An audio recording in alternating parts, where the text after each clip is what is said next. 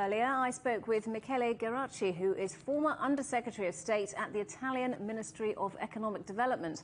I asked him why, for the first time, China has set no target for its five-year plan.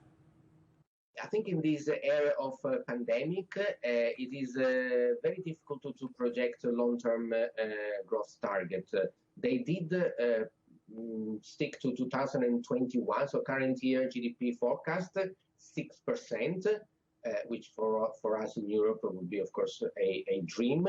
They leave themselves the flexibility to decide how and when to announce GDP forecast for the remaining 4 years. So also because, remember, linked to the GDP forecast is the carbon neutrality. And so because we always look at the ratio of emission per unit of GDP, China at the moment, in this time of uncertainty, they want to keep the flexibility to, let's say, handle those two items, CO2 and GDP, in a more independent way without announcing one. Otherwise, of course, we would know the second one. And that is also difficult to manage in the short term. But China remains committed to 2060 carbon neutrality. The other issue is that I think we should also try to, as much as we can, do not attach too much importance to GDP per se, because China is going to have a much lower GDP growth in the coming years, lower than the usual 6 or 7%,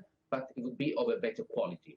It's almost like when we look at company earnings, we also look at the value that the company make. Also, we look at the quality of earnings. And I think China is moving to have a lower GDP, but better equality, spread better amongst the low middle income cities, which still represent a large proportion of the economy. And we do know that when the income is evenly distributed, that in itself gives more long-term sustainability. So China, I think it's a very ambitious plan, but if they manage, they can have a lower GDP target, but for a longer period of time. And so that most or more segments of the population